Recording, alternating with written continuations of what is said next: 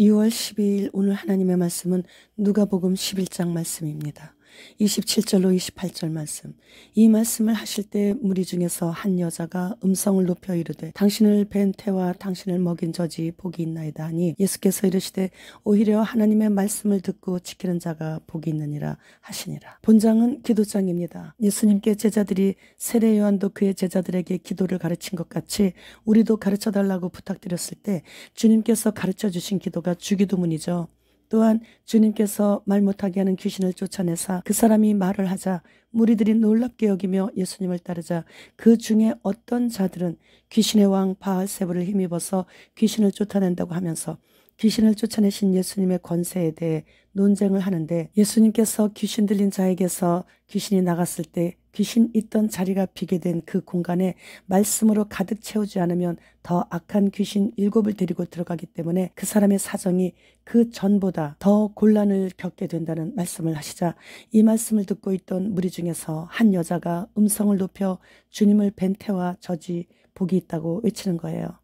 이 여인은 예수님께서 벙어리 귀신을 쫓아내시고 바알세불과의 논쟁에서 예루살렘 지도자들을 침묵해 하시는 모습을 보고 그 지혜와 능력에 크게 감동하여 목소리를 높여 외쳤던 것이죠. 그렇다고 이 여인이 예수님의 모친을 숭배하거나 높은 위치로 높이려는 것은 아니었어요.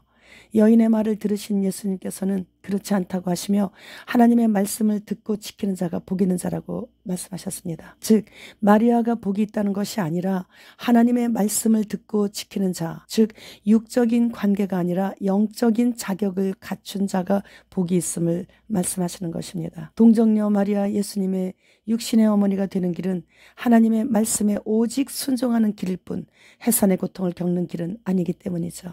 그러므로 인해 예수님의 모친이신 동정녀 마리아를 신격화하여 우상 숭배하게 되는 것을 이렇게 처음부터 예수님께서는 저지하셨던 것입니다. 그러나 가톨릭은 예수님을 연약한 존재로 묘사하기 위해 바벨탑을 쌓았던 니무롯의 아내인 세미라미스 여자의 품에 안겨있는 아무것도 할 수 없는 갓난아기로 형상을 만들어서 그렇게 쇠뇌를 시킴으로 인해 성모라고 부르는 동정녀 마리아가 예수님의 위에 있는 것처럼 가르치고 있죠.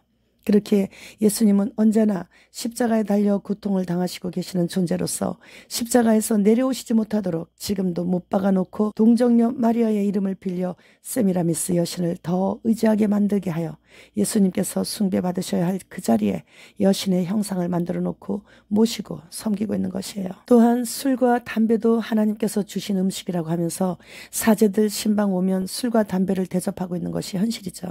게다가 가톨릭은 죽은 자들을 떠받들고 있기에 조상신들에게 제사를 지내게 하고 천국에 자기도 들어가지 않고 들어가고자 하는 자들도 못 들어가게 하는 고급 이단이 바로 천주교인 것입니다. 이렇게 사탄의 속임수로 인해 얼마나 많은 하나님의 자녀들이 교황을 거룩한 아버지라 부르며 사제들을 존경하여 아버지라는 뜻으로 신부라고 부르고 따르고 있습니다. 마태복음 23장 9절 말씀.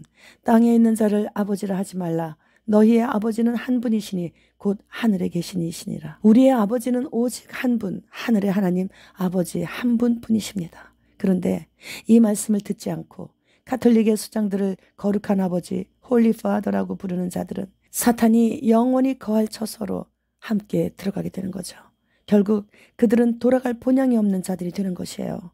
돌아갈 본향이 없다는 것은 참으로 큰 슬픔이요 아픔인 것입니다. 우리는 오직 하늘에 계신 우리 아버지 한 분만을 신뢰하고 의지하며 아버지라 부르고 있기에 내 아버지 계신 영원한 나라가 잠깐 후에는 저 위까지 온 것을 알게 되는 거죠. 구독자님께서 교회가 다 배도했고 다 흰신 신었는데 어느 교회로 가라고 전도하느냐고 물으셨어요. 그래서 교회 다니라고 전도하지 않고 여러분은 다 죽는다고, 내일은 여러분의 날이 아니라고, 1시간 후는 여러분의 시간이 아니기에 불타는 지옥에서 영혼을 보낼 것인가를 지금 선택하라고, 인간의 언어로는 결코 표현할 수 없는 아름다운 천국에서 영혼을 보낼 것인가, 또한 여러분이 그것도 선택하는 거라고. 창조주이신 예수 그리스도께 관심이 없어 한다면 뜨거운 지옥불에서 영원히 고통당해야 하는데 그래도 예수님을 모른다고 할 것인지 지금 결정하라고 그렇게 말해주고 있다고 말씀드렸어요. 그렇습니다. 지금은 가까운 교회로 가라고도 말 못해요. 그래서 성경을 나눠주고 있는 거예요. 성경을 읽으라고, 성경을 읽지 않으면 예수님을 모르기에 반드시 지옥불에 떨어진다고 그렇게 말하면 두려운 얼굴이 돼가지고 갑자기 지나가다가 흘끗 쳐다보면서 성경을 받아가는 사람들도 있어요. 잠시 후면 우리 모두 지하교회가 될 것이기에 지금 성경을 읽어놓지 않으면 말씀에 굳게 서 있지 못하기에 배교할 수밖에 없습니다. 지금은 전 세계적으로 흰신을 30억 명이 신었죠. 그중 3억 이상이 사망과 영구장애를 입어 그들을 보살피는 자들까지 합하면 6억 이상이 흰신으로 인한 장애로 인해 고통을 당하고 있는 것이에요. 빌신은 내년에 또 다른 더 치명적인 균이 나올 것을 말하면서 벌써 흰신을 신기기 위해 분주하게 일하고 있습니다. 벌건대낮에 모두 다 보고 있는 데서 내 코베 가는데도 그냥 당해야 하는 현실이 꿈인가 그렇게 실감이 안 납니다. 이런 세상에 우리는 살아내기 위해 몸부림을 치고 있는 것이 꿈이 아닌 현실이에요. 인공지능이 이제는 댓글까지 다 살피고 다니면서 정지를 시키고 있으니 주님 속히 오십니다. 주님 어서 오시옵소서. 마라나타.